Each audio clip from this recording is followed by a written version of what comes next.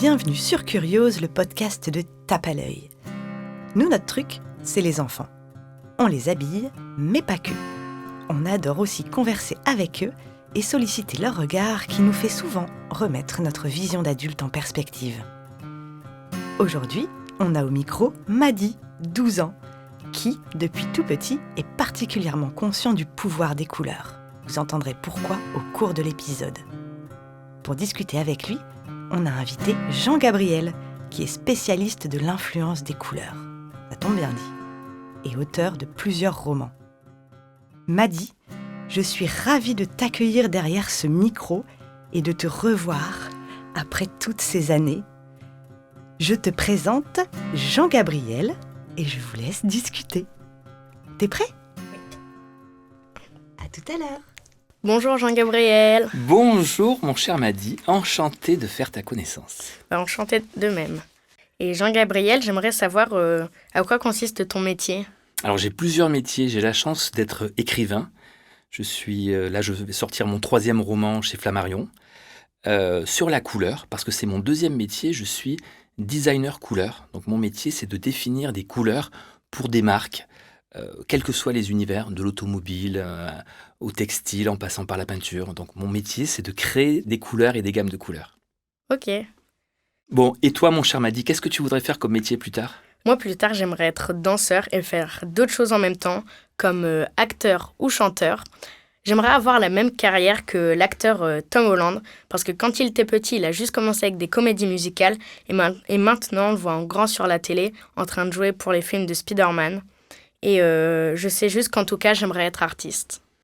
Est-ce que tu penses que toutes les personnes sont sensibles aux couleurs, les enfants, les garçons, les filles, les adultes ? Alors oui, sans exception, toutes les personnes sont sensibles aux couleurs. Naturellement, on aime la couleur. Les enfants, ils adorent les couleurs vives. Toi, par exemple, est-ce que tu aimes les couleurs ? Oui, moi, par exemple, j'adore le rouge parce que je trouve que c'est une couleur énergique et vive. Et par contre, par exemple, je n'aime pas du tout le marron parce que je trouve que c'est tout l'inverse. Eh bien, tu es comme à peu près 99% des enfants. Tu aimes les couleurs vives, en général les couleurs très saturées. Tu aimes les couleurs primaires, donc tu aimes toutes ces couleurs gaies, les couleurs, en fait, de la nature. Et enfin, quand je dis les couleurs de la nature, il y a quand même des bruns dans la nature, mais c'est pas forcément vos couleurs de prédilection. C'est vrai que, mais toutes les autres couleurs, toutes les couleurs saturées, sont des couleurs que vous aimez énormément, les enfants et les jeunes. Oui. Tu vois, peut-être qu'on n'a pas tout à fait la même perception des couleurs. On sait que les femmes n'ont pas globalement la même perception des couleurs que les hommes, par exemple. Mais même peut-être entre les hommes, on n'a peut-être pas la même perception. En plus, dans les garçons, tu as beaucoup de daltoniens. Tu as une personne sur 7 qui est daltonien, ce qui est énorme, une personne sur 7. Et les daltoniens, eux, ils voient un petit peu moins de couleurs également. Et après, certains pensent, mais pas tous, que le fait de travailler ou d'avoir à travailler dans la couleur te donne une certaine acuité. On donne par exemple les Esquimaux, en exemple, qui eux ont plus de 20 termes pour définir la neige. C'est-à-dire qu'eux, ils sont capables de voir peut-être 20 blancs différents. Est-ce que les couleurs peuvent changer nos émotions ? Oui, absolument. Tu vois, tu me disais que le rouge te donnait de l'énergie. Oui. Tu vois, tout seul, tu en as la preuve. Ensuite, quand tu me parles de couleurs et émotions, il y a une couleur qui est absolument extraordinaire, c'est le rose. Tu connais l'expression « voir la vie en rose » ? Oui, mais alors, je sais pas pourquoi on dit ça. On dit ça parce qu'Édith Piaf a fait une belle chanson. Non, et c'est surtout que voir la vie en rose, c'est voir la vie de façon très positive. Et des scientifiques se sont dit, mais est-ce que c'est vrai ? Est-ce que ce rose est une couleur si positive que ça ? Donc il y a eu des études qui ont été faites pour essayer de voir si le rose avait une influence ou pas. Il y a une étude qui est très intéressante qui a été faite dans des salles de classe d'enfants de grande la maternelle CP, si tu veux à peu près, en Angleterre, où on a repeint les salles de classe qui étaient beiges en rose et on a comparé les dessins des enfants avant et depuis que ces salles de classe sont roses. Et on se rend compte que les dessins sont beaucoup plus positifs, avec moins de nuages, des soleils beaucoup plus présents, des thèmes abordés beaucoup plus positifs. Donc l'expression « voir la vie en rose » est scientifiquement prouvée. Il y a beaucoup d'autres exemples pour arriver à ces preuves-là. Mais en tout cas, aujourd'hui, on sait que quand tu es dans du rose, tu ressens du bonheur. Donc voir la vie en rose, c'est voir du bonheur. D'accord. Alors moi, il y a un truc qui m'énerve, c'est que je comprends pas pourquoi on dit que le bleu c'est pour les garçons et le rose c'est pour les filles. Tu as tout à fait raison d'être énervé parce que ça n'a aucun sens. Si tu veux même plus loin, même en Europe, le bleu pendant très longtemps a été la couleur des filles, figure-toi. La Vierge Marie, le manteau de la Vierge Marie, il est de quelle couleur? Il est bleu. Eh oui, à l'époque, on représentait les femmes en bleu. Et il y a une étude qui vient de sortir, là, qui est tout à fait récente, où des scientifiques sont partis aux 4 coins du monde, dans les endroits les plus reculés.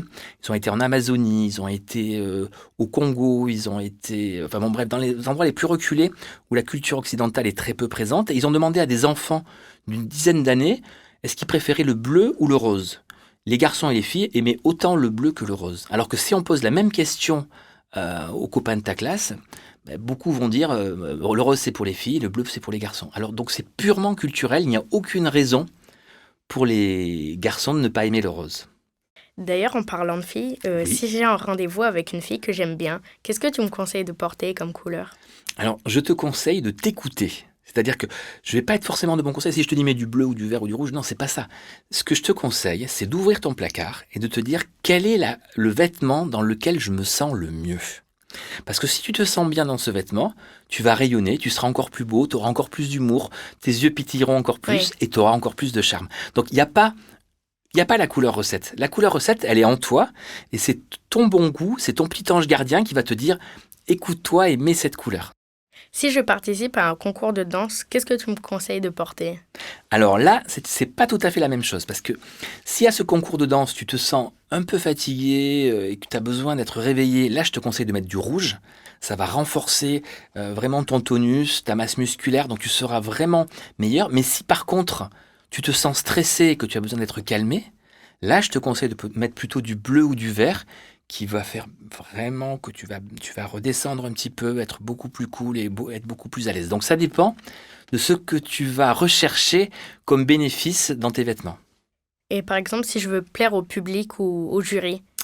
Là, ça revient à ce que on disait tout à l'heure. Si tu veux plaire au jury, il faut que tu te plaises d'abord à toi-même. Si tu te plais, si tu rayonnes, les gens vont te trouver beau, quelle que soit la couleur. Ok. Mais moi, mon petit doigt m'a dit que tu avais un don autour de la couleur qui m'intéresse énormément. Est-ce que tu peux m'en parler? Eh bien, effectivement, dès qu'on me parle d'un chiffre, d'une lettre ou d'une note de musique, eh bien, c'est comme si que je mettais de la peinture dans mon esprit. Et c'est comme si que, par exemple, le chiffre était relié à cette couche de peinture. Et immédiatement, je vais voir apparaître les deux en même temps. C'est comme si mon esprit, d'un coup, pof, comme si ça mettait de la peinture, de la couleur, et que vraiment c'était relié à ce qu'on venait de me dire. Oui, on appelle ça la synesthésie. Et est-ce que tu sais que vous êtes très nombreux à être des synesthètes? Est-ce que tu connais le pourcentage? Je me permets de couper ici Jean-Gabriel parce qu'il y a tellement de choses à raconter sur la synesthésie qu'on en a fait un épisode dédié. Alors, pour découvrir le pourcentage de synesthètes, et ça va vous étonner, rendez-vous dans notre épisode bonus consacré entièrement à ce super pouvoir qu'est la synesthésie. Cette information délivrée, retournons maintenant à la conversation colorée de Madi et Jean-Gabriel. Ok. Bon, on va prendre toutes les couleurs de l'arc-en-ciel. Ok. Tu vas me dire si tu les aimes, si tu les aimes pas, et quels effets elles ont sur toi. Allez, tiens, tu les connais les couleurs de l'arc-en-ciel? Vas-y, je te laisse commencer. La première, c'est laquelle? Je connais pas du tout l'ordre des couleurs de l'arc-en-ciel. Partons du violet. Le violet, pour moi, c'est un peu comme le bleu foncé. C'est une couleur un peu triste, mais dès que je pense au violet, c'est aussi... je réfléchis beaucoup. Pour moi, le violet, ça me permet de réfléchir et de me poser un peu. Tu vois, tu as vraiment une énorme sensibilité à la couleur parce que les études scientifiques disent exactement la même chose que toi. Le violet, c'est la couleur de l'introspection. Tu remarqueras qu'il y a beaucoup de psychiatres, par exemple, qui ont leur mur violet. Quand tu es dans du violet, en fait, tu es dans la réflexion, tu es dans l'introspection. Beaucoup de religions, il y a du violet, que ce soit chez les bouddhistes, ou même chez les chrétiens, chez les évêques, etc. Donc, le violet, c'est la couleur spirituelle par excellence. Ouais. Allez, on part de l'autre côté, le rouge. Alors là, le rouge, c'est une couleur énergique, vivante. Et dès que je pense au rouge, je suis tout content, ça me donne plein d'énergie. Exactement, c'est exactement ça. Le rouge, c'est la couleur dynamisante par excellence.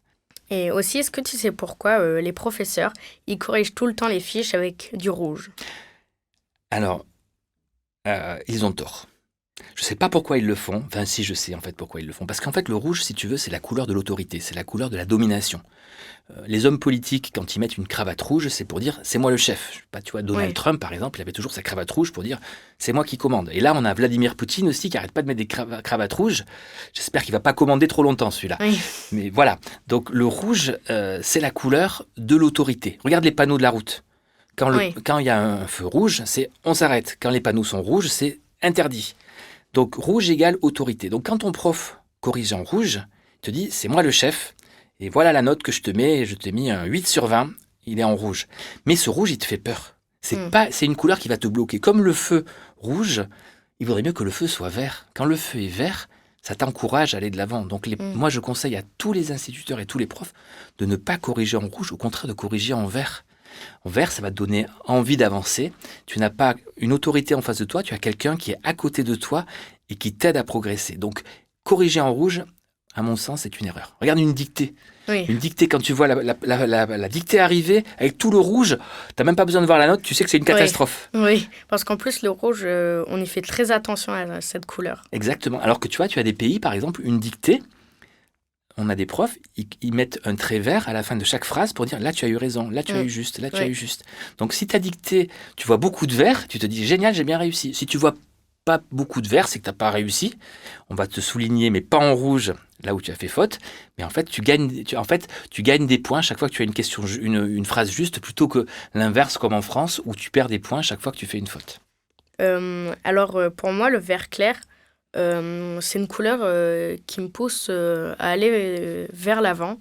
Ça me permet de produire plus de choses, mais aussi le vert clair, pour moi, c'est un peu la couleur du dégoût. Mais en revanche, le vert foncé, ça me permet de bien travailler. C'est très intéressant que tu dises le vert clair, c'est la couleur du dégoût, parce que ça veut dire quoi? Ça veut dire que tu as une sensibilité tellement forte à la couleur que tu as des avis très tranchés, ce qui est formidable. Après, le vert, c'est la couleur de l'équilibre, par excellence. Comme elle est exactement au milieu, c'est la couleur dans laquelle, a priori, on se sent le mieux. Parce que, tu vois, nos ancêtres, il n'y a pas très très longtemps, ils vivaient dans la nature, donc dans beaucoup de vert, et c'était l'endroit équilibré. C'est la couleur du zen, par exemple. On met beaucoup de vert dans le zen. Donc c'est la couleur de l'équilibre, et donc c'est la couleur par extension de la confiance. Tu vois, par exemple, le dollar, s'il est vert, c'est parce qu'il fallait expliquer à des mineurs qu'une pépite d'or avait la même valeur qu'un bout de papier. Donc ils avaient intérêt à sacrément bien choisir la couleur. Oui, ok. Une autre couleur, vas-y. Bon, l'arc-en-ciel, je te demande pas dans l'ordre, mais tu vas me trouver les 7 couleurs. On a fait le rouge, le bleu, le vert. Le jaune. Le jaune, oui. Alors, le jaune, c'est un peu comme le rouge, mais disons, c'est vraiment super énergique. Dès que je pense au jaune, j'ai l'impression d'être super rapide. Et dès que je pense au jaune, j'ai l'impression d'aller à 100 à l'heure. Mais absolument. Le jaune, c'est une couleur dynamisante. C'est une formidable couleur. Chez vous, quand vous peignez un mur en jaune, vous avez un soleil dans votre appartement. Il fait beau 365 jours par an avec du jaune. Donc c'est une formidable couleur qui, malheureusement, est une couleur qui n'est pas très aimée. Et si tu regardes, on a mis beaucoup de choses négatives en jaune. L'étoile des Juifs pendant la guerre, si elle était jaune, c'est parce que c'était la couleur à détester, malheureusement. C'est pour ça que l'étoile juive était jaune. Judas, dans le Nouveau Testament, était habillé en jaune. On parle de jaune cocu, on parle de rire jaune. Donc le jaune, bizarrement, est une couleur qui n'est pas très aimée. Et d'ailleurs, dans les préférences de couleurs, le jaune arrive assez bas, alors que c'est une formidable couleur. C'est la couleur du feu, c'est la couleur rassurante par excellence. Parce que pour moi, le jaune, c'est la joie. Donc, c'est la joie, c'est ça, c'est le soleil. Ensuite. Le orange. Oui. Le orange.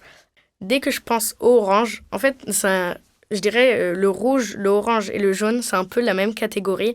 C'est tout ce qui va me permettre d'être à fond. Et donc l'orange, c'est pareil. Dès que je pense au orange, ça me pousse, un peu comme le rouge en fin de compte, à aller vers l'avant. Tu as tout à fait raison. Ce sont les 3 couleurs chaudes, rouge, orange et jaune.